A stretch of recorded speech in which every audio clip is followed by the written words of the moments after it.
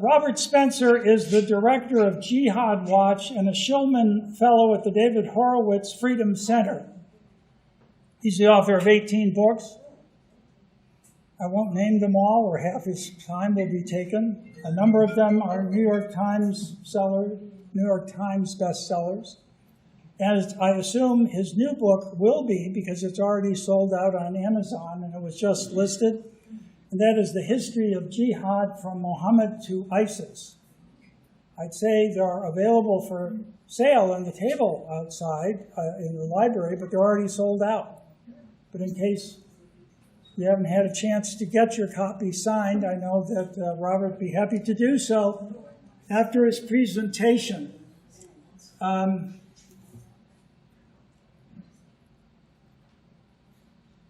Other books, just quickly to name a couple, Stealth Jihad, How Radical Islam is Subverting America, The Complete Infidel's Guide to ISIS.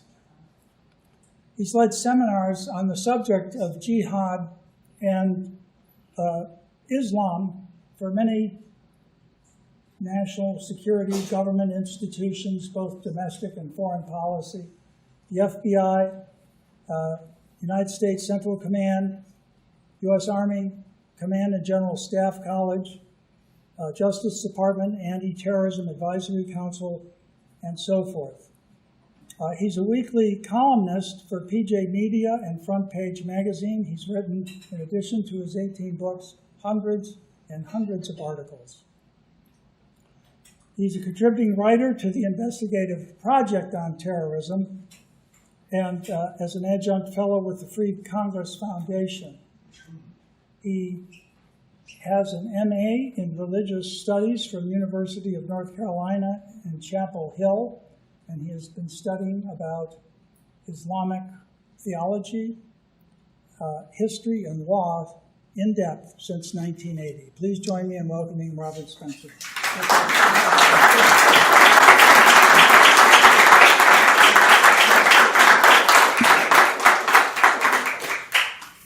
Thank you, Bob, and thank you, everyone, for coming.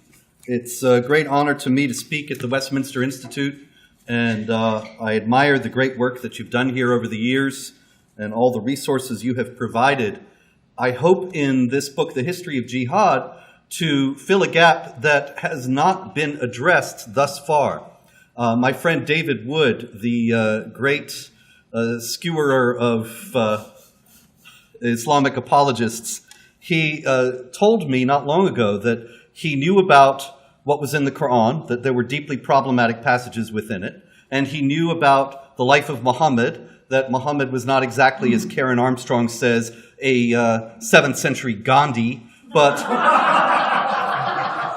she really says that too.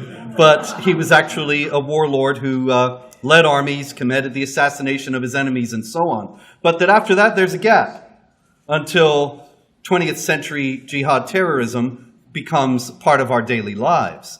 And so the history of jihad, I wrote actually, and it's a book that I've wanted to write for many years, in order to fill that gap and to give people a general overview of what happened after Muhammad died and before the Saudis struck oil and started financing Wahhabi terrorism around the world.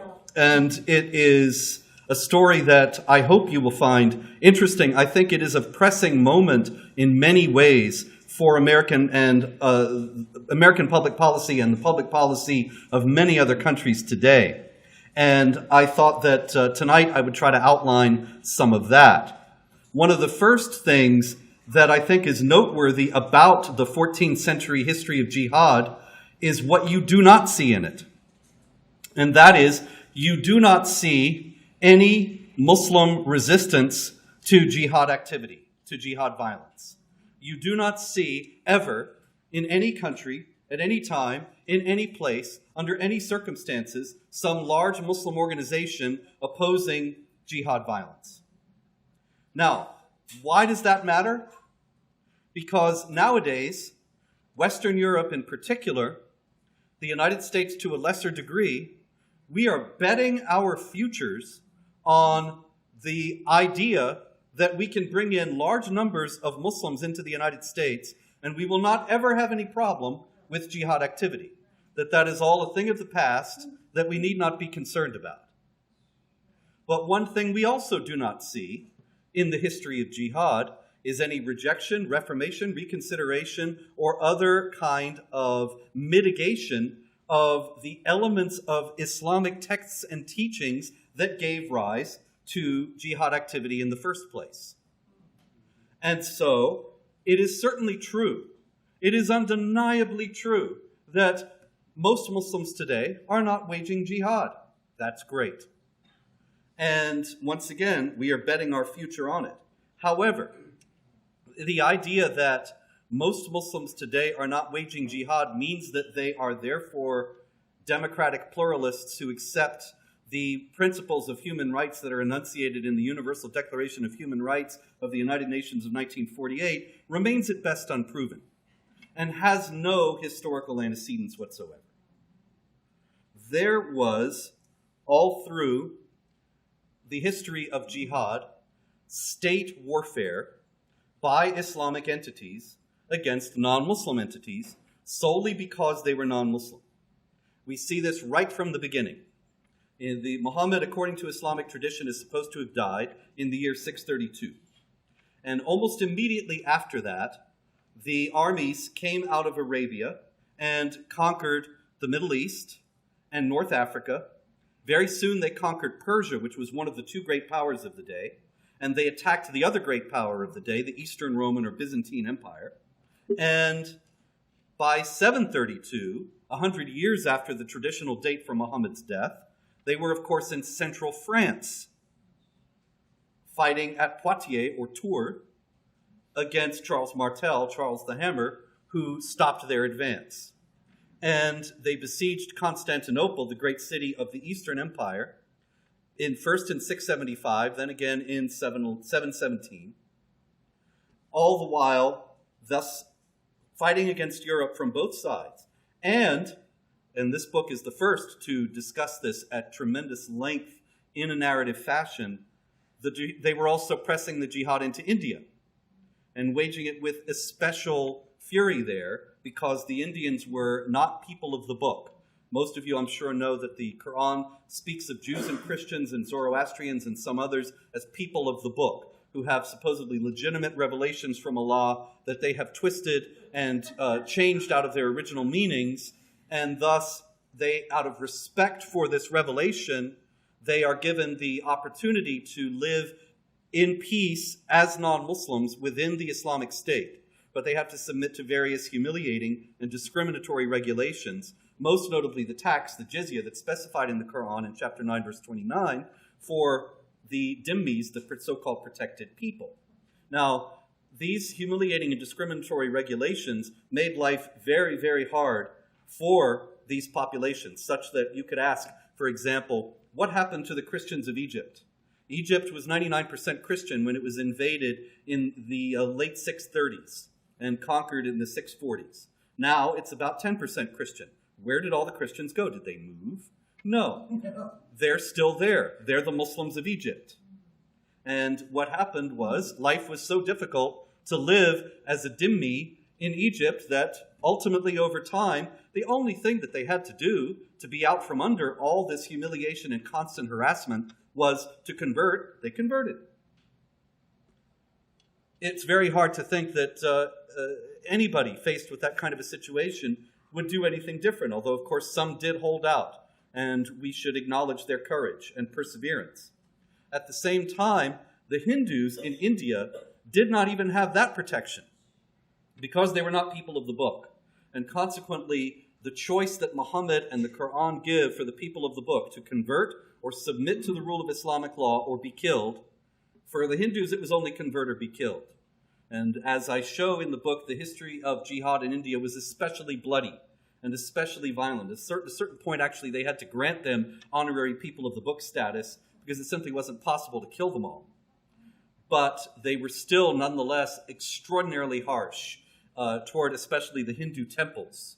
The Quran speaks about protecting churches and synagogues because the name of Allah is spoken there. That is often honored in the breach, but there was no such protection afforded to the Hindu temples at all. And thousands, tens of thousands of them were destroyed, a great patrimony of human culture lost forever. And in the middle of all this, you have, this is mainstream Islam. You have state actors doing this. First, Muhammad unifying Arabia. Then the so-called rightly guided caliphs, the four successors of Muhammad as the leaders of the Islamic community, Abu Bakr, Umar, Uthman, and Ali. And then the Umayyad Caliphate, the Abbasid Caliphate, the Ottoman Caliphate, and some of the outliers, the Umayyad Caliphate of Cordoba in Spain, the Fatimid Shiite Caliphate in Egypt. All of these are Islamic states, and they all waged jihad against non-Muslims on the basis of the Islamic imperative in the Quran and Sunnah to do so. The difference that we have nowadays comes about at the beginning of the 20th century, because the last caliphate, the Ottoman Empire, was abolished by the secular Turkish government, by Mustafa Kemal Ataturk, the founder of modern Turkey, in 1924. Now, Ataturk was nobody to admire in any respect. He was just as brutal to the religious minorities as the Ottomans had been, if not more so. But he objected to political Islam, and he was unique among the leaders of Islamic states throughout history. He was the first ever to say, the troubles that we're having come from Islam. And what we have to do is get rid of Islam as much as we can, and then our country will prosper. And he consciously patterned Turkey after Western secular models of governance. Of course, nowadays, all that's being rolled back by Recep Tayyip Erdogan, the president of Turkey today. But for almost 100 years, Turkey was a secular state, a relatively secular state, and the caliphate was no more. So what did the people who believed that there was an Islamic imperative to wage war against and subjugate unbelievers, and that the caliph was the tip of this spear, what did they do when there was no more caliph?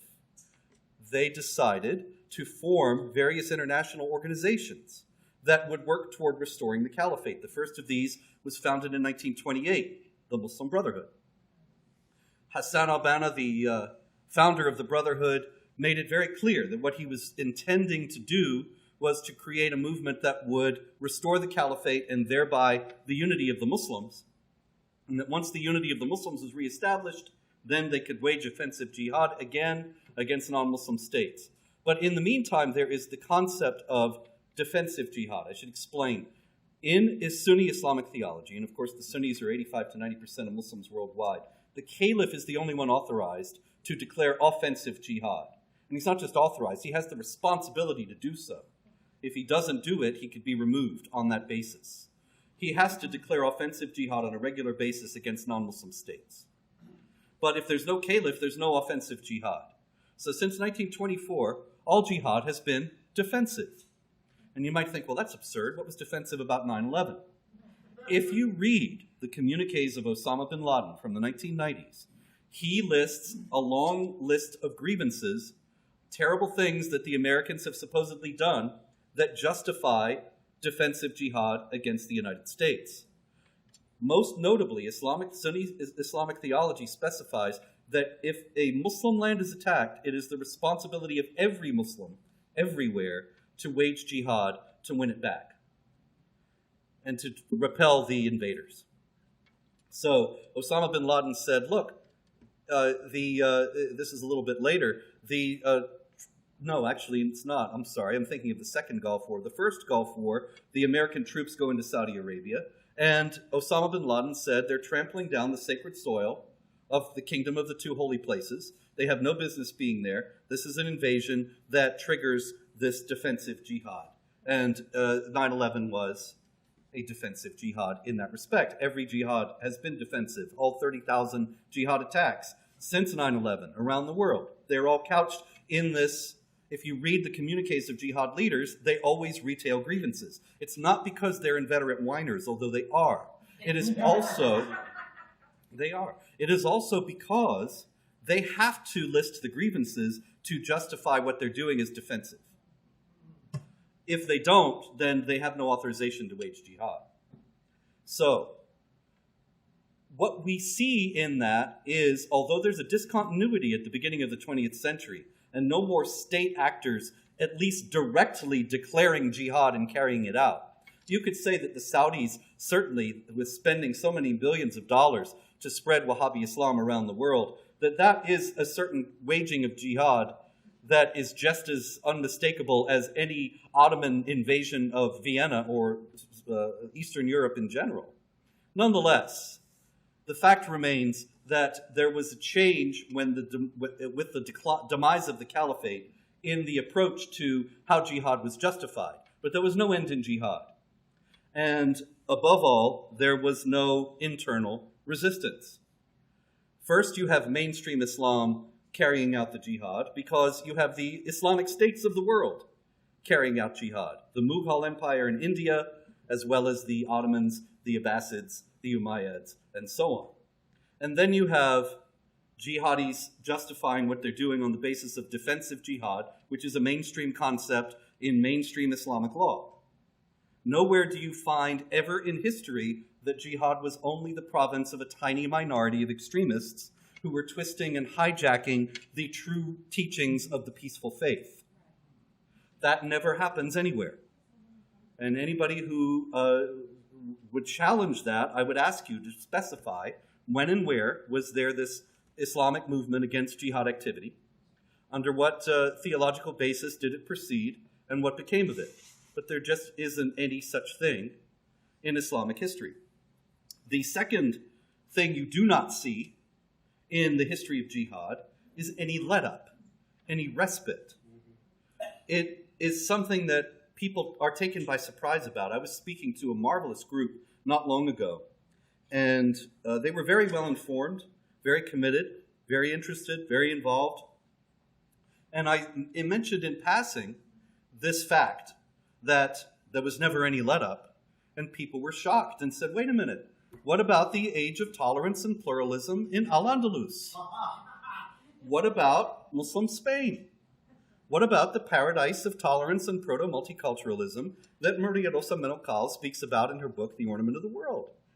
Everybody knows Muslim Spain was a paradise of coexistence, right? Well, unfortunately, here again, this is a historical myth. There are a great many of these things. What I tried to do in this book, actually, was puncture some of the historical myths that people take for granted nowadays. And to do that, went back to the primary sources that were eyewitnesses, or in many cases, the Muslim court historians. The Mughals in India were especially careful to always have court historians. These guys who would, at the time something would happen, they would write about how wonderful it was that the emperor so-and-so, he just demolished 325 Hindu temples, he took all the gold and he strewed it in front of the mosque so people would trample on the idols as they went into the mosque. Isn't he wonderful? Happy Hindustan. That's a quote. It's true. Anyway, people who think that Islamic terror tactics are newly minted should look at the reality of Muslim Spain. And in particular, for example, the rule of the Cordoba Caliph Abdurrahman III. This is the words of the 11th century Muslim historian Ibn Hayyan of Cordoba. He says that on one occasion, Muhammad, an officer of Abdurrahman III, chose the 100 most important barbarians. That could be you, because there was a lot of Christians, and sent them to the Alcazar of Cordoba, where they arrived on Friday, March 2nd, 939. But since Abdurrahman was vacationing at another place, they took them there, and their marching coincided with the people coming out of the mosque on this Friday afternoon, so that many gathered and followed to see what end the prisoners would have. And it turned out Abdurrahman was installed on the upper balcony over the orchard facing the river to watch the execution.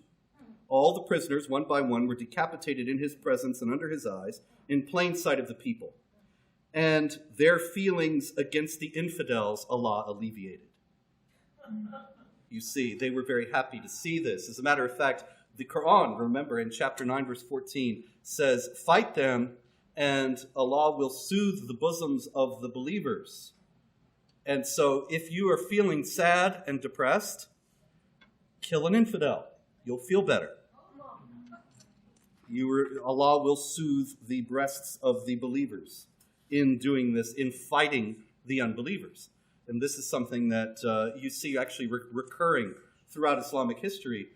Islamic chroniclers making reference to that and taking it quite seriously, that through these acts of savagery and violence, the Muslims were pacified and gladdened in their hearts. And of course, the most notorious example of tolerance and pluralism in Muslim Spain was in 1066 in Granada, when rules are often honored in the breach, and just because something is Islamic law doesn't mean that every Islamic ruler has always observed it. Just as every rule is not always followed by every one of us. Some of us perhaps may have had a speeding ticket now and again or something of this kind. And so in Granada in 1066, there was a Muslim ruler who had a Jewish friend whom he appointed essentially the mayor of Granada. And the local Muslims were furious because Islamic law specifies that a non-Muslim must not have authority over a Muslim, especially a Jew. And so there was a Muslim poet, and he wrote a very lengthy poem. I won't read all of it to you, but this is the tenor of it. Turn your eyes to the Jews who are outcast dogs. Why would you be different and bring them near when in all the land they are kept afar? I came to live in Granada, and I saw them frolicking there. They divided up the city and the provinces with one of their accursed men everywhere. They collect all the revenues. They dress in the finest clothes while you wear the meanest, and so on. So hasten to slaughter them as an offering. Sacrifice him, for he is a precious thing. Do not consider it a breach of faith to kill them. The breach of faith would be to let them carry on. 4,000 Jews were killed in a pogrom in Granada after this poem was published. And so this was a direct reaction to the Muslim ruler breaking Islamic law by appointing a Jew to have authority over Muslims. So this was tolerant, pluralistic Muslim Spain. What you see in the history of jihad is that wherever Muslims have gone, there have been among them violent jihadis who committed acts of violence against non-Muslims. And they were never upbraided or rebuked or otherwise opposed by any Islamic authority and were often rewarded for doing so. So we see these two things, that there was never any internal resistance and there was never any respite. These things, the violence against unbelievers is a constant of Islamic history. The third golden thread that we see in the history of jihad is that non-Muslims were often the best help to the jihadis, which ought to ring a lot of bells today. But you take, for example, the conquest of Spain. Now, the conquest of Spain is shrouded in legend, and I'm not vouching for the absolute historicity of any of this, but these legends are alive among the people of Spain to this day.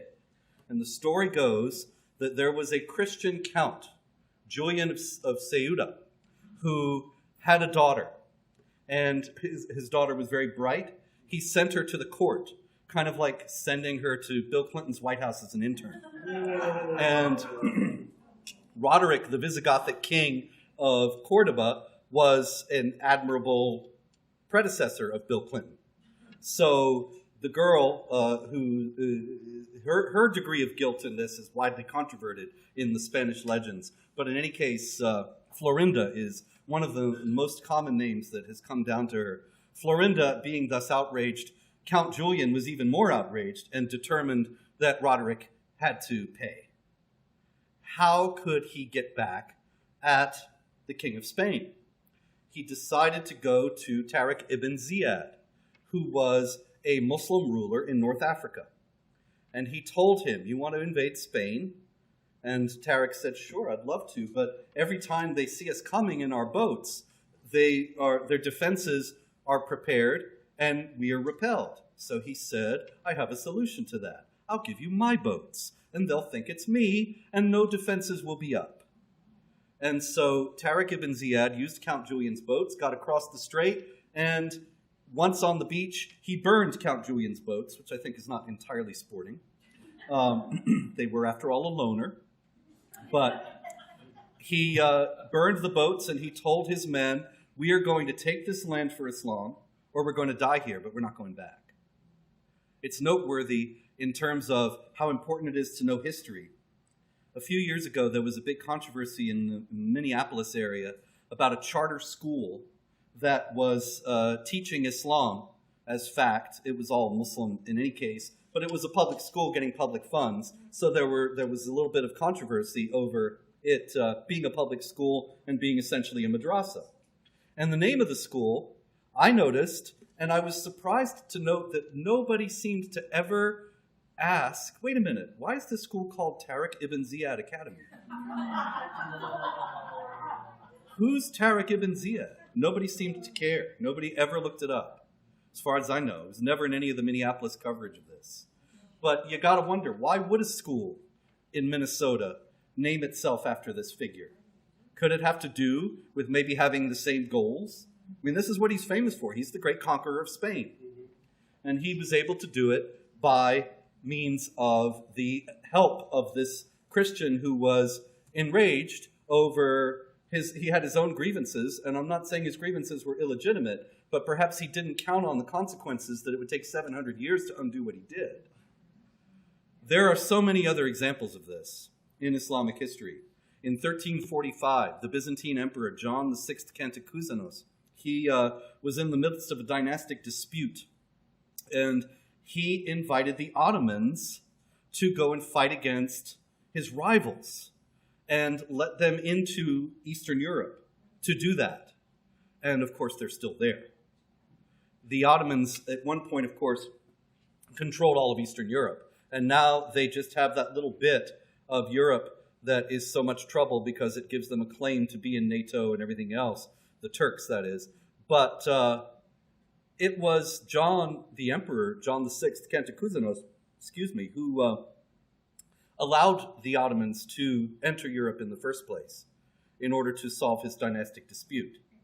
And I don't think that he expected that they were just going to stay, but he wasn't probably thinking about the whole of jihad activity or the jihad doctrine, even though it was something that he and the emperors of his time, the other emperors of his time, had ample reason to know all about. You may recall about 12 years ago now, Pope Benedict XVI got in a lot of hot water. There were riots all over the world because he quoted a Byzantine emperor, Manuel II Palaeologos. And Manuel II said, there is nothing new that Muhammad brought except what is evil and inhumane. And this, of course, was terrible and Islamophobic, and Benedict had to apologize, and innocent people were killed by those who were objected to their prophet being called evil and inhumane. And nobody here again seemed to ask, well, wait a minute, who was this Manuel II Palaeologos? Why did he say this? And he's one of the tragic figures in this book. You read about how he was essentially a vassal of the Ottoman emperor. The Ottoman emperor actually even sent him to put down uprisings among the Turks and kept him prisoner at the court, where he was routinely mocked and vilified, ridiculed. He had a very rough life, and a sad and tragic life, going also to Europe when he was free, trying to get support for a new crusade to roll the Ottomans back and preserve the Byzantine Empire, all of which failed. The Byzantine Empire fell. Constantinople was entirely conquered 9 years after his death. So he had direct daily experience of what he was talking about.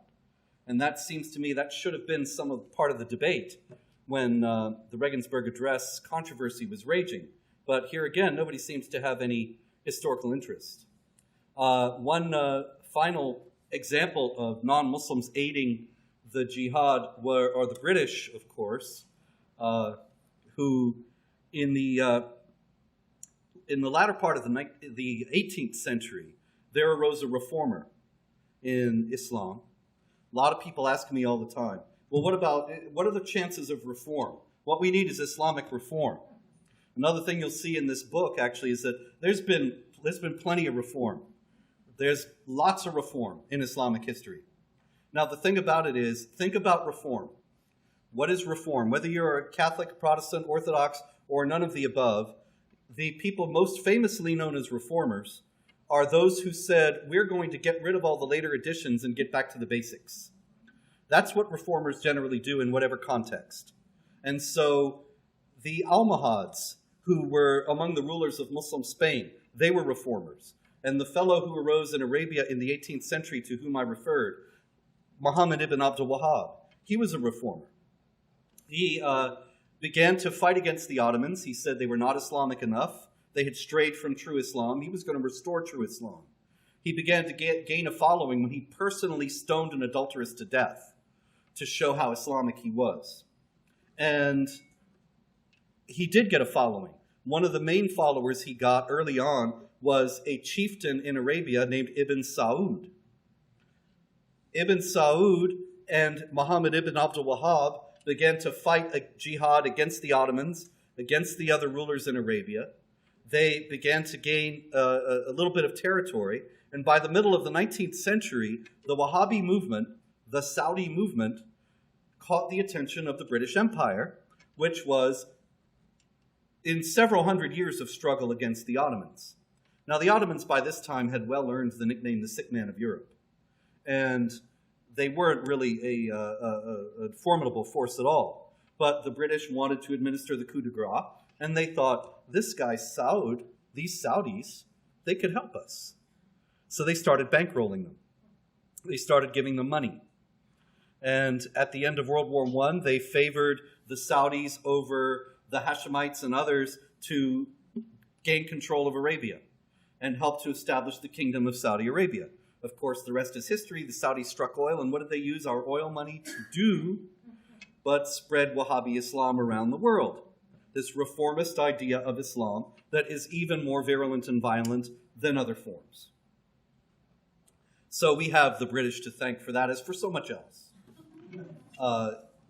They are probably, I would say, the most responsible outside of the Saudis themselves for the spread of Wahhabi Islam around the world. When the Wahhabis did begin to spread their version of Islam around the world, there were many areas where jihad was essentially quiescent. This doesn't mean it was reformed or rejected. It was just ignored. As a matter of fact, one of the pamphlets that the Saudis distributed was called Jihad, the Forgotten Obligation. And they wanted to bring it all back, and they did. So we can thank King George, or whoever it was at that time, for this marvelous calculation. But of course, in all of these and so many other examples I could give you, and perhaps the most stinging is George W. Bush, when 6 days after 9/11, I wrote this book more or less chronologically. I don't usually do that, but this was a book of, as I said at the beginning, I've wanted to write this book for many years. I've had all this material and just haven't had the opportunity to put it all together. Finally, I got the opportunity last winter to put it all together, and I did, and I just started at the beginning and went all the way through, essentially, most of the time. And so what happened was, I got to 9/11 after I'd written 14 centuries of jihad activity. And I got to 6 days after 9/11 with all of this very much in my mind, just having set it down on paper. And there's George W. Bush in the mosque in front of Nihad Awad of CARE, which is tied to Hamas and the Muslim Brotherhood, and Abdurrahman al-Amoudi of the American Muslim Council, who is now doing 23 years in prison. Well, his sentence was reduced by Obama, but he was sentenced to 23 years for financing al-Qaeda. And he stands in front of them in the mosque in Washington and says Islam is a religion of peace. It really hit me. After reading this uninterrupted, unmitigated, no let-up jihad for 14 centuries, this guy says Islam is a religion of peace. Now, we know he had various political reasons for doing so, things that he thought would make things easier for our allies or whatever. We don't have to go over all that, at least not right now, maybe in the question period if you like. But George W. Bush was, in a short-sighted manner, actually enabling jihad activity by foreclosing upon an examination of the motivating ideology that gives fuel to it. And he was doing so on the basis of short-sighted political calculations, just as much as Count Julian was when he invited Tariq ibn Ziyad into Spain, and just as much as the British were when they funded the Wahhabis, and John VI Cantacuzene was when he invited the Ottomans to fight his rival. It never ends up working out for the infidels, because the infidels have their own immediate goals, but the jihadis always have the goal of establishing Islamic law over the world, and will take and have taken throughout history any advantage in which to do that.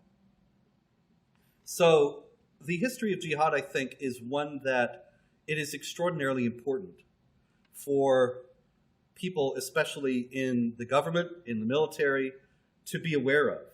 You cannot solve the problem unless you know exactly the dimensions of the problem itself, and that is where we have so signally failed since 9/11, especially with the advent of Obama and his forbidding of any mention of Islam and jihad in counterterror training in 2011. So it is imperative that we reacquaint ourselves with this history, that we ponder very carefully its implications for our stances toward various policy questions today. I mean, one of the most obvious, of course, is immigration, the Trump travel bans.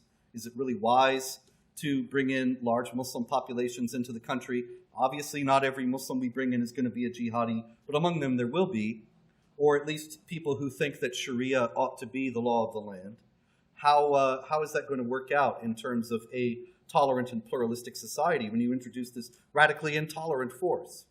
Another one is, of course, our alliances with Pakistan, with Turkey, where it's very clear that these entities are now on the other side, if they ever were not on the other side. And is it really prudent to keep pouring money into these countries when we've known for 10 years, for example, in regard to Pakistan, that they've been turning around and taking a great deal of it and giving it to the people they're supposed to be using it to fight? So not only do we need a reconfiguration of our international alliances, but a general reevaluation of our stance, also, of course, ultimately towards states like Saudi Arabia. It's very clear, of course, that the president is playing a very delicate game, a dangerous game, but one that probably has to be played in working with the Saudis against Iran. At the same time, we have to recognize that the Saudis ultimately are only going to be our friends to a certain degree. And that after that, there is the jihad imperative that overrides any possibility of any long-standing or deeply fruitful cooperation. But none of this can happen unless we recognize the problem to start with. It was because of this that I wrote this book. I hope that it will spark discussion on these issues in places where it can make a difference. And I thank you all for coming out to consider these things with me. If you have any questions, comments, death fatwas, whatever, I'm all ears. Thank you very much.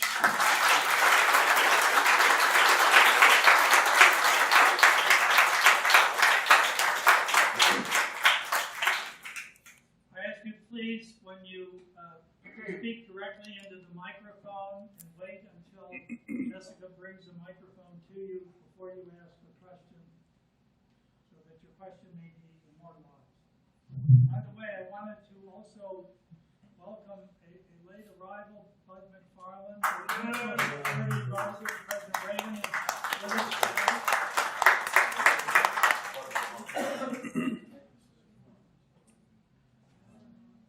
The immortal Dr. Hull. Robert, you're a good friend and a great American. Thank you for this incredible book, which is something that I think I have thought I needed in my own scholarship, so I'm really glad that you wrote it. First, what I wanted to ask you was with respect to President Trump, what you would specifically recommend, given the beginning of the administration ended, given the beginning of his campaign when he talked so much about radical Islamic terrorism, and then the dramatic decline in his mentions of radical Islamic terrorism as the administration was filled with people who disagreed with him on that, and as he went to Saudi Arabia and began to cut deals. What would you recommend to him in terms of actually winning this war? How can we translate the understanding of jihad into victory for the United States and for the Peace of Westphalia, for, as my colleague Lopez has said, for the free world Thank you. That's a great question. He doesn't really have to say anything as far as I'm concerned. It's much more important what he does. And I just mentioned in passing that Obama mandated that all mention of Islam and jihad be scrubbed from counterterror training. This is unbelievable. People have trouble believing this, but it's absolutely true. You can go online and look at the Countering Violent Extremism program. There is no mention, there's no hint in it that there's any problem with Islamic jihad. It doesn't exist. It's actually an elaborate exercise in pretending that it doesn't exist. That's what he should address. What I've been so signally disappointed by, and I hesitate to say this because he's done so remarkably well and surprisingly well in so many ways. Moving the embassy to Jerusalem, standing up to the violent intimidation that has hamstrung American foreign policy for so many years in that, and so many other things. But I've been sort of surprised and disappointed that he has not addressed this. He needs to open up, mandate, perhaps by an executive order or whatever engine would do it effectively, mandate that the FBI, that DHS, that the CIA, the Pentagon, all of them, that they not only are allowed to study Islam, but that they must. And that it must not be from these smooth apologists from the Council on American Islamic Relations and so on that have demonstrable ties to our enemies. But it has to be from people who are going to speak about it honestly and realistically. Now, he's going to catch hell for that because, of course, all the people who speak about it honestly and realistically are hate group leaders according to the Southern Poverty Law Center. And so that has to be directly opposed and rebuked, and an unapologetic setting out of the necessity, going back to Sun Tzu, that you have to know your enemy. We have to understand this. And he could even say, you know, I wouldn't have any objection at all if he were to say that this might be a completely wrong understanding of Islam. I grant you, this could be twisted, hijacked, false Islam, and real Islam is as cuddly as it could possibly be. But we have to understand the motivating ideology of the enemy, and this is what it is. And so we're going to study it in depth instead of pretending it doesn't exist. And the Muslim Brotherhood elements, of course, in the U.S. government, that has to be also addressed as well. That people like Hisham Islam, who made sure that Major Stephen, Hisham Islam was the, I believe, Deputy Assistant Secretary of Defense? Advisor to Gordon England, who was the Assistant Secretary of Defense in George W. Bush's administration. That he obviously, he had ties to the Brotherhood and so on. And so why was he wielding this influence? He's the one who got Major Coughlin fired when Major Stephen Coughlin, who I'm sure many of you know, was the Pentagon's only expert on Islamic law. And so this is an issue that he needs to be made aware of, but I don't know that there's anybody around him who is telling him about it. I think we have to wait for the microphone. So, sorry. Thank you.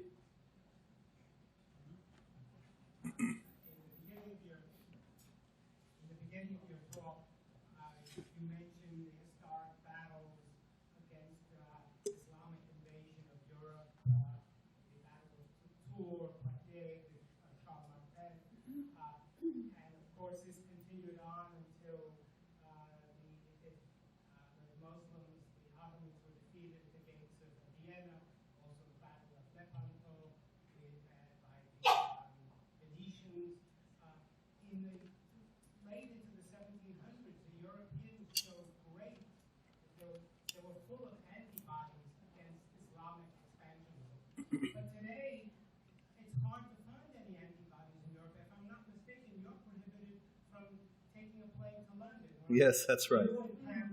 Yes. Yeah. Meanwhile, extreme Islamists are admitted to the UK and given government funds there. So the question is, and also here in the universities in America, I saw a video with you, I think it was Berkeley, where some other university administrators were involved in Stanford. Yes. Close. I'm supposed to go to Berkeley in a couple weeks. I'm really looking forward to that. I mean, I'm sure you probably have never been invited, hardly ever invited to university to give a talk, an official talk there, or rare. No, when I get invited to speak at universities, it's by the College Republicans or Young America's Foundation, a group like that. And I've never been invited by the university administrators, ever. And when I am invited to a university, it's as if Jack the Ripper has been invited. And there is an uproar like you wouldn't believe. And it's very clear that what we see is the fruit of indoctrination, that these children have been told that Islamophobia is a big problem. And Islamic Jihad terror is really something that's just a manifestation of a reaction to American imperialism and the state of Israel. And this is one of the reasons why I wrote the book. I know that probably most college students will never hear about it. Will libraries buy it? Some of them will, yeah, absolutely. But I don't have any control over how much it's distributed or who reads it. But this is one of the reasons why I wrote it, as a contribution to try to correct this. You're absolutely right that. Thank you. Really, up until about 1970, everybody knew that I wasn't saying it then, I was 8, but everybody knew that what I'm saying is true. Everybody knew that Islam was not a religion of peace. Winston Churchill says this, John Quincy Adams, Thomas Jefferson and John Adams, despite the myth-making about Thomas Jefferson nowadays. Everybody took these things for granted. It was obvious. But there has been a concerted effort at disinformation and rewriting of history that has been remarkably effective, and that we need to be energetically counteracting. Thank you.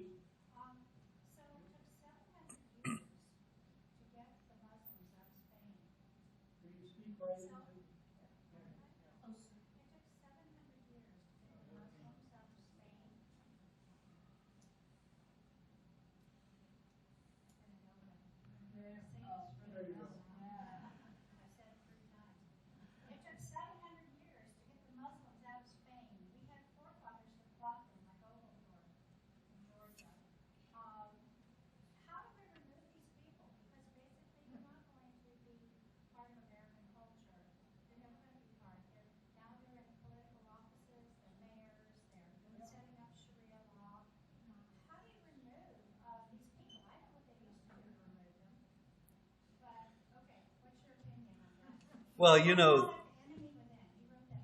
no, I didn't, but it's a good title. Terrific title. I wish I had.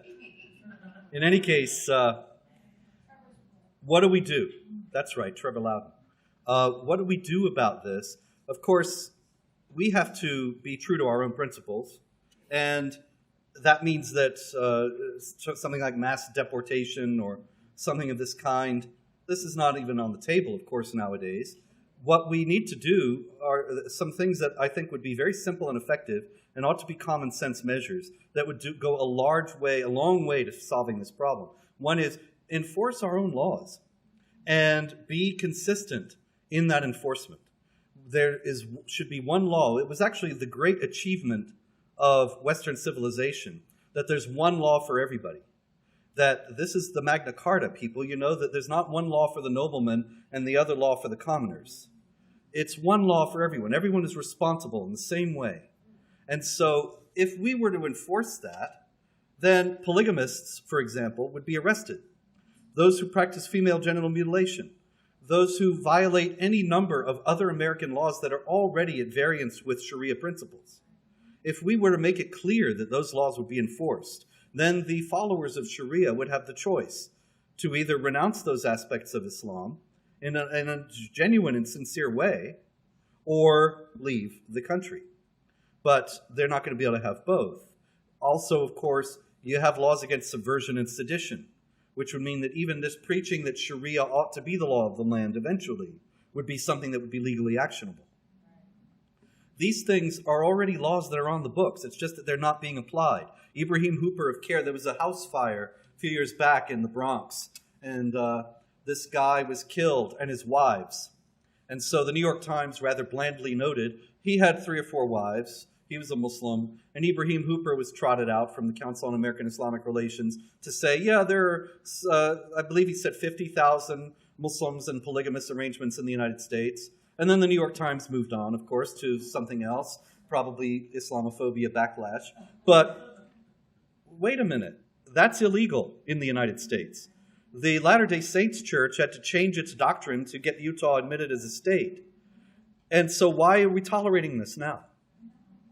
And these questions remain unanswered. Why indeed? Why has there been no prosecution? Why are there only 2 doctors now? That it's only been since Trump took office that anybody was ever prosecuted for female genital mutilation. These 2 doctors who are still on trial in Detroit. You can't tell me they're the first ones that ever did it in the United States. There are thousands of people who have suffered this in the United States, and nothing's been done. So my first recommendation is enforce our own laws.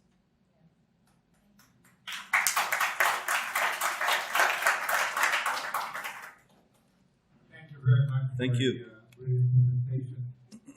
Besides Count Julian, Yes, there were other traitors, lots of them. including Catholic Archbishop. Yeah, what's his name? Opas? Uh, I have him in the book. Yeah? Yes, I think that's the name. Yeah, he's the guy who told Pelayo. I don't mean to, if you were going to tell the story, go ahead. No. Pelayo was the last holdout. I hope you will all be Pelayos if it comes to this. When all of Spain was conquered, there was this one guy, and he wasn't going to play.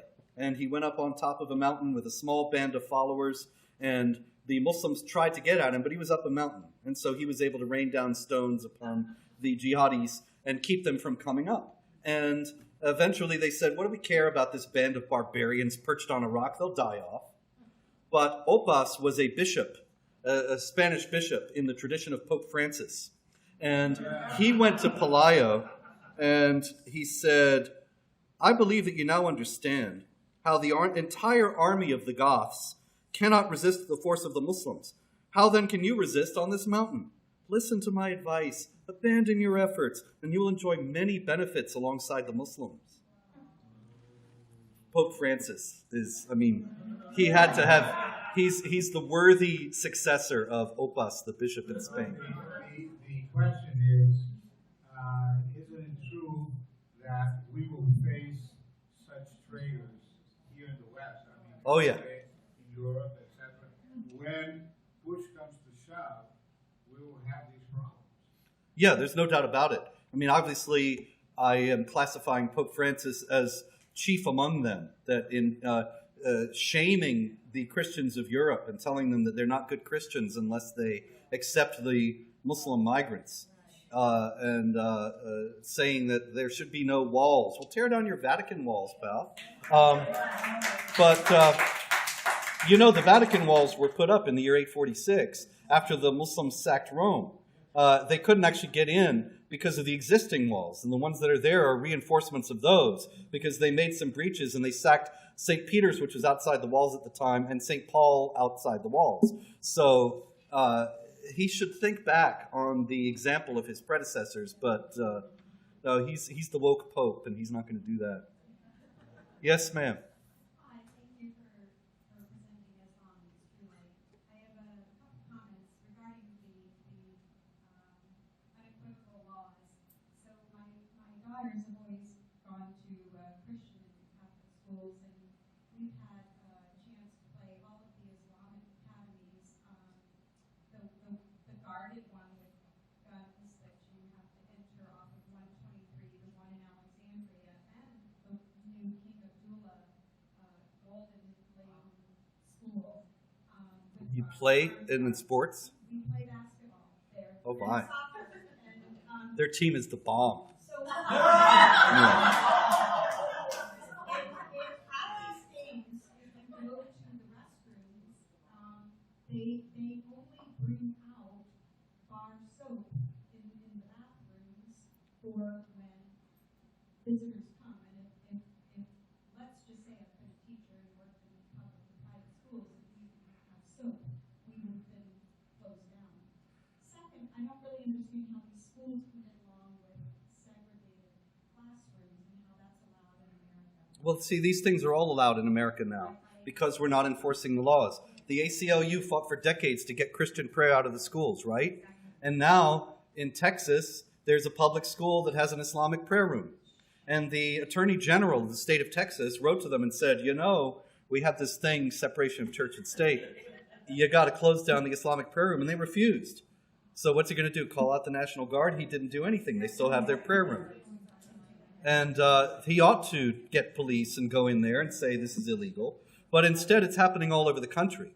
I was debating a couple of imams a few years back in University of Michigan at Ann Arbor. And I went into the men's room. It's a public university. There's a foot bath for the Islamic prayers. And I looked around. There were no holy water fonts. It was very strange. It seems as if there's only accommodation at public expense of one religion only. But My nephew is studying international relations with the Middle Eastern minor, and he's in the Navy ROT scholarship, and this is at GW University. And he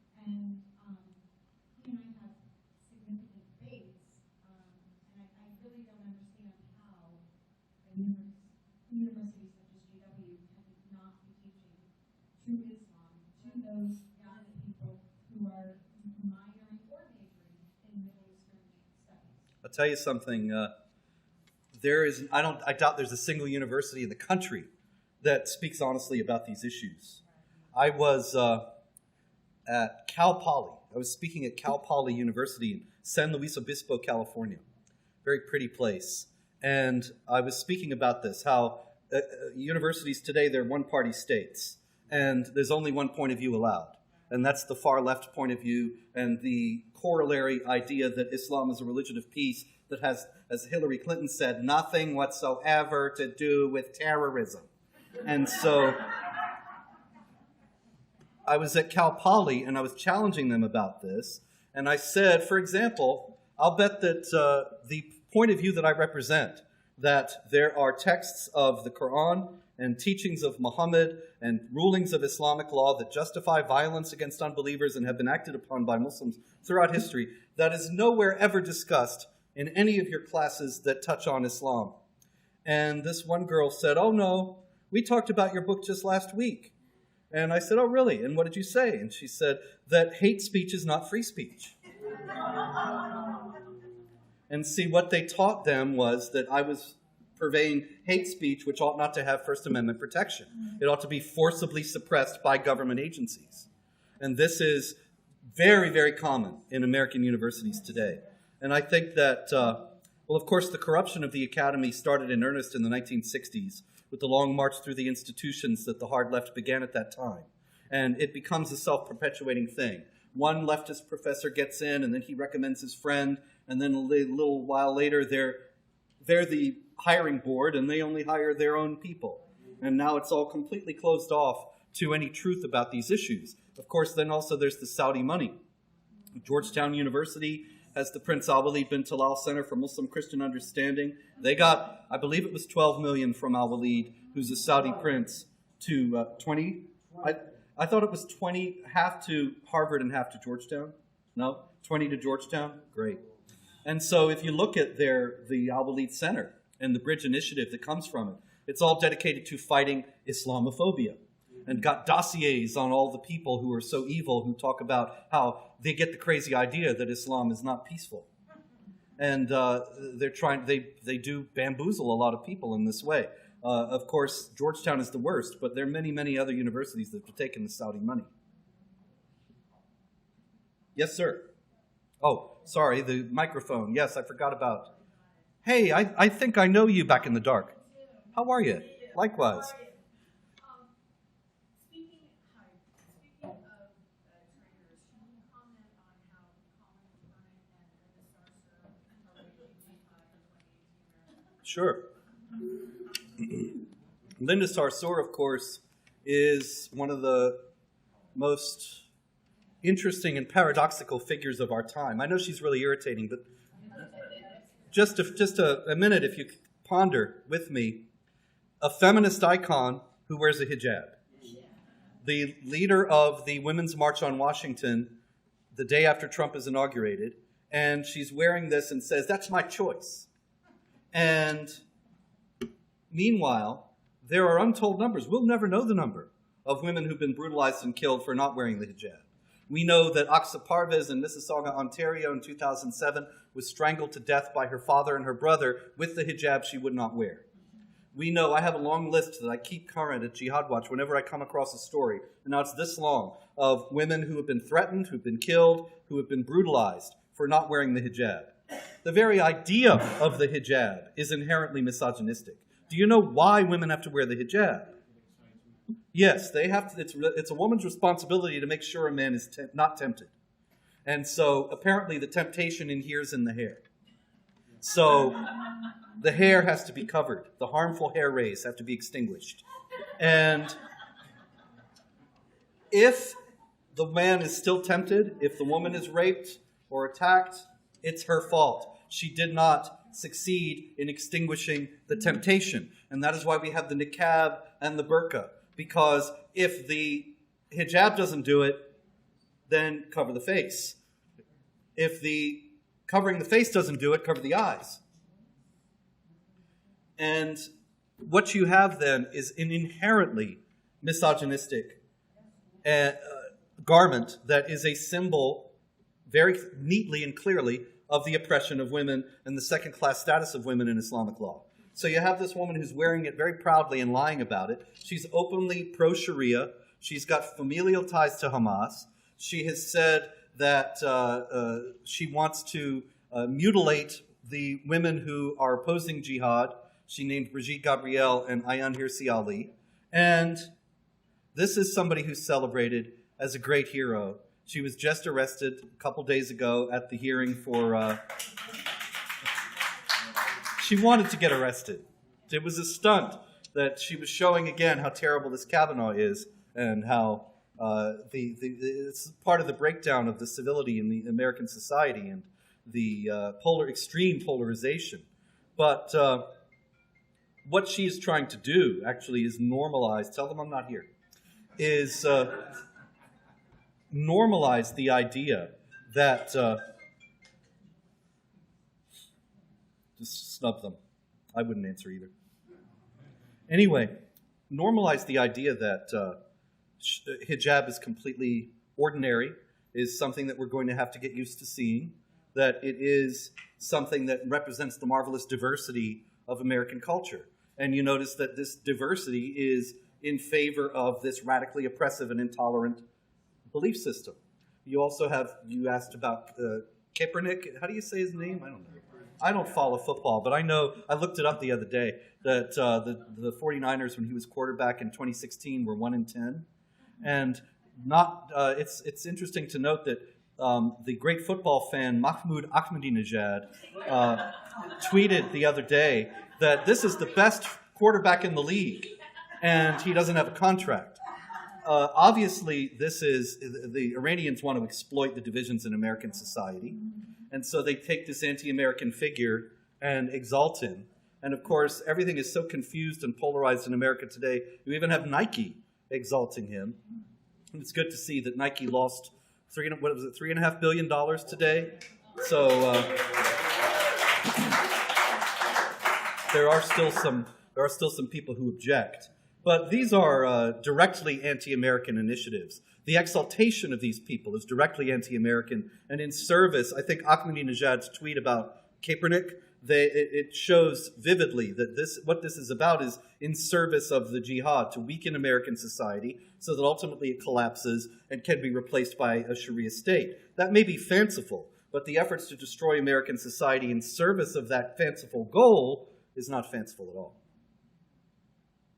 Yes? First of all, thank you for a superb presentation. Thank you. Two very quick questions. One, you mentioned in the 1960s when we began to see the change in academic study or Yes. exposition of Islam. Who were some of the leading purveyors of alternate history, for lack of a better phrase? And I'll leave it at that. I have another question if I have time later on. Okay, sure. The primary person that you can credit, although his influence it has to come from other sources. The fact that he became so wildly influential. But the primary person responsible for the obfuscation in Middle East studies, for the extinguishing of true teaching about Islam, and the introduction of all these politically correct falsehoods is Edward Said. Edward Said, of course, was a Christian Arab who was the author of a book called Orientalism, in which he explained that it was essentially a colonialist enterprise to criticize Islam. That if you were criticizing Islam, It was only in service of destroying the Islamic world such that it could be colonized by the West. And that, therefore, all criticism of Islam essentially had to be rejected by anybody who was against imperialism. So it sounds like it was more ideological than theological on his part. Yeah, it wasn't theological at all on his part. I mean, you can't really sustain the idea that Islam is a religion of peace in any honest manner. I tell you something, sometimes, I mean, I get people telling me I'm an idiot all the time, and maybe they're right, but Tahir al-Qadri is a Pakistani theologian who wrote a 512-page fatwa proving that Islam is a religion of peace. And I get people, even now, especially when it came out, I would get people writing me every couple days saying, "Why don't you read Tahir al-Qadri? And then you will see that you are Islamophobe." And so I read it. And it was very helpful that it was available in a PDF, excuse me, that was searchable. So I searched. I searched for 2:191, which is kill them wherever you find them. I searched for 489, which is kill them wherever you find them. I searched for 9:5, which is kill the idolaters wherever you find them. I searched for 9:29, which is fight against those who don't believe in Allah on the last day and do not forbid what he has forbidden, even if they are of the people of the book, until they pay the jizya with willing submission and feel themselves subdued. I searched for 47:4, when you meet the unbelievers, strike the necks. I searched for 860, strike terror in the hearts of the enemies of Allah. I searched for 151, soon we will strike terror, we meaning Allah, in the hearts of the unbelievers. And on and on and on. Not one of them was mentioned. So 512 pages of blather where he never even addressed the passages of the Quran that jihadis use to justify violence and make recruits among peaceful Muslims. That's how they convince people that Islam is a religion of peace. And so some non-Muslim reads Tahir al-Qadri and thinks, oh, well, this is a respected Islamic theologian who's showing that Islam is a religion of peace. He doesn't know what's in the Quran. He doesn't know those verses to search for. They fall for it. And there are many, many examples of expositions of that kind. You don't find, you can't find, because Islam is not a religion of peace, any honest appraisal of how the Quran's violent verses don't really have any force in the modern age. You will find people saying, oh, that only applies to the 7th century, which in the first place contradicts the idea that the Quran is the perfect book that's the perfect guide for human behavior for all time. And then we hear, oh yeah, but large portions of it only apply to 1400 years ago. It doesn't make any sense. But secondly, if you say that the Quran's passages only apply to a very strictly circumscribed period of time, then you've got to deal with the fact that all throughout history, Muslims misunderstood that and behaved violently on the basis of these passages. And so you've got the most spectacular failure to communicate the truths of the religion that has ever been in the history of the world, in any religion. And so it just doesn't make any sense, either way. I don't know. Yes, yes, sir. Thank you very much for speaking the truth. Thank you. And your mention of John Brennan caught my attention because I'm a former intelligence officer, and I suspect he's the only director of CIA who ever voted for the Communist Party candidate in the election. He wasn't the only one who opposed the no discussion of Islam on the intelligence committee. But that aside, well, I might add, that was indeed the FBI as well. Yes. Would you care to give us your assessment of the role of the intelligence community in the dumbing down of our appreciation of the threat of Islam? Well, the intelligence community has done a grave disservice to our understanding of the threat by partnering with people who represent aspects of the threat. I mean, you have the extraordinarily strange situation of the Justice Department determining that CAIR, the Council on American Islamic Relations, and ISNA, the Islamic Society of North America, are tied to Hamas and the Muslim Brotherhood. And then you have the FBI having them to lunch and consulting with them. And the amount of interaction is actually extraordinary. People don't know. Pamela Geller and I did a Freedom of Information Act years ago, way back in 2011 or 12. We did a FOIA request on the interaction of the FBI with CARE and ISNA. And we got a stack of documents this high that they said, this is the first volume. We'll get you the rest later. They never did. But in that, there was nothing much that was explosive, and there was a great deal that was redacted. But what came through was the friendly daily interaction. And Eric Treen in the Department of Homeland Security and others writing to these, emailing these CARE and ISNA operatives and saying, lunch is on us today, and what are you guys having? And they're bringing them in to consult on a regular basis.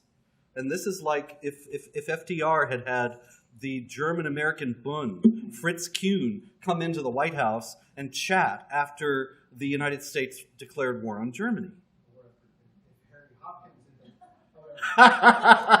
Yes, well, you've got a point there. There are precedents. Yes, hi. How are you? To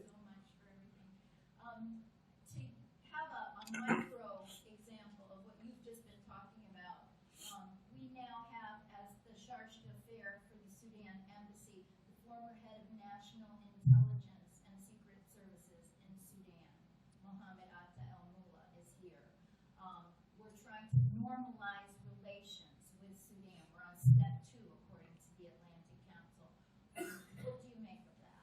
It's just more of the same short-sighted realpolitik that we think that we can deal with these people on the basis that we deal with France or Germany. That it really comes from the postmodern notion that everybody's good at heart, and if we just sit down and talk about our differences, we'll be able to find common ground. And that really, of course, guides so much of Western policy. That the Ayatollah Khamenei and Hassan Rouhani, they're just guys like us. And we can strike a deal. We just have to come to an understanding. The idea that there might be people who have radically different values, radically different priorities, no interest really in being pals, it doesn't enter their minds. But this is a deeply entrenched State Department idea that goes back to the hearts and minds initiatives that we pursued in the Third World in the Cold War. And it's just been transposed now to a new context where it's even less effective because there's no way, with a certain kind of Islamic mindset. Now, people are people everywhere, and human nature is always the same. You might be able to win over some hearts and minds somewhere. But generally, you've got also to deal with Muslim clerics who will tell you that the infidels will come and try to steal your Islam away by giving you roads and hospitals and basketballs and such. And you have to hate them all the more when they come to you with all their largesse. But take it. And so it's ultimately just a waste of time and a waste of money, and it's not going to get us anywhere. And I can guarantee you that. And if I talked to those guys today, they would say, well, you don't know anything. You've never been a diplomat. You've never been in the Foreign Service. You have to leave this to the experts. But the fact is, what they have done and the basis on which they have done it has failed again and again and again and again and again. And I am advocating here for some very simple and obvious truths that if they were to base their actions upon rather than their wishful thinking and fantasy-based policy making that they're pursuing today, they might end up being more successful. And I would submit that when we look back on this, when our children's children look back on this after they've paid the jizya, they will see that this whole establishment, foreign policy establishment, was wrong-headed. And I hope that we wake up to that before it's too late. If I remember correctly, there were papers found in a basement in Edinburgh during the Homeland trial, which outlined all the steps that the government would take in order to bring Sharia to overcome our government. Anyway, I think that 3% of the population was the number that I focused on. If I remember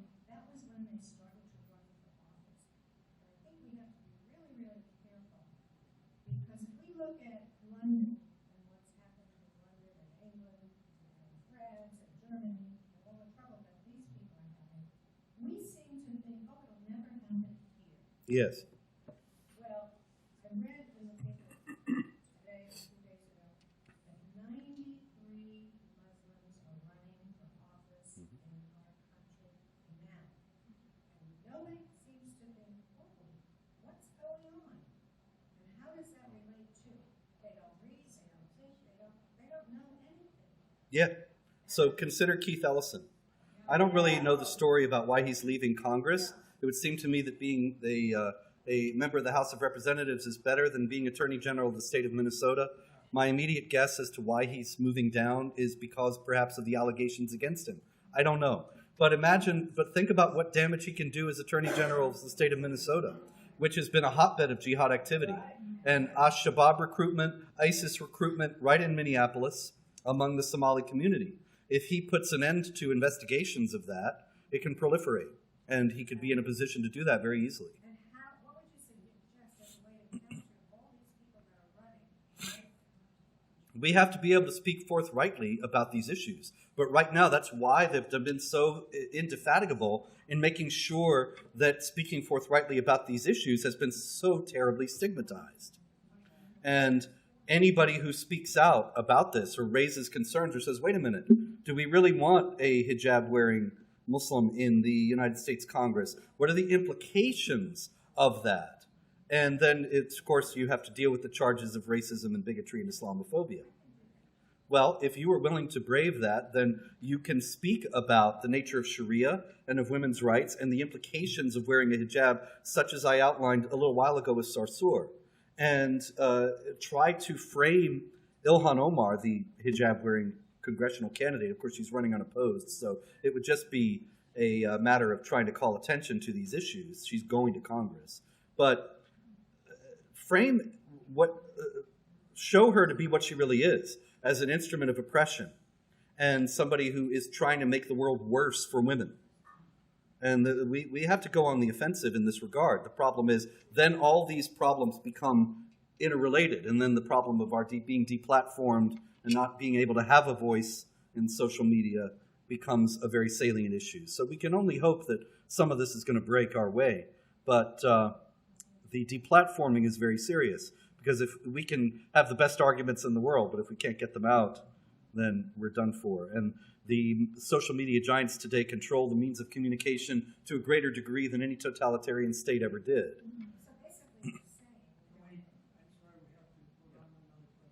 Grover Norquist was mentioned in the news a few years ago. I haven't heard about him. Do you have any inside baseball about that?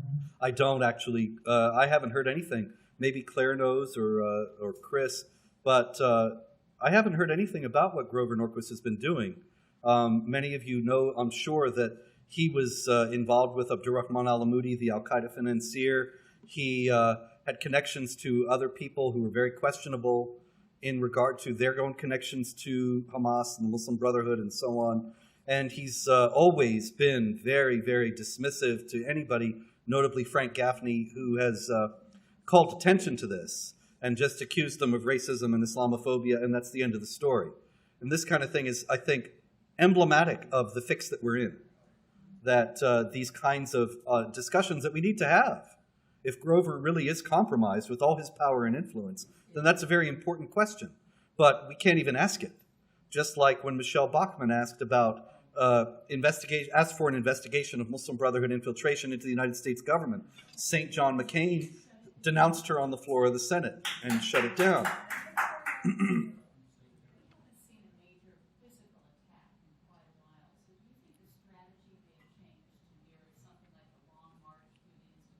Yes, I do think that. Is there orchestration of this strategy? Are Sunnis and Shias cooperating, or how might this be working? Sunnis and Shias are certainly cooperating. I don't know where the ultimate orchestration comes from, but there is orchestration. I could tell you that because I'm constantly trying to answer their arguments on an intellectual basis at Jihad Watch, my website, and various articles and such. And I notice that there are certain times when many, many Muslim spokesmen say the same thing. You know, Ibrahim Hooper will make a statement the Muslims are the new Jews. And then 3 days later, Reza Aslan will say, the Muslims are the new Jews. And a couple days after that, Keith Ellison will say, the Muslims are the new Jews. And I think, okay, who told them to say the Muslims are the new Jews? And I don't know who's coordinating it, but there is coordination. It seems to me to be clear. And yes, the Sunnis and Shia are cooperating. Of course, the most obvious example of that is 9/11, when the Saudis and Iran collaborated in working with the 9/11 hijackers. There's documentation of this, much of it thanks to Claire Lopez, in the book, The History of Jihad. And, of course, the Iranians, the Islamic Republic of Iran, which is Shiite, today funds Sunni Hamas and Islamic Jihad, as well as having also funded Al-Qaeda and the Taliban, which are Sunni. There's an old proverb, my brother against my brother, but both of us against our cousin. And Sunnis and Shia hate each other, but they'll always collaborate against infidels. I'm afraid we're out of time. Thank you. It's been a Thank pleasure. you.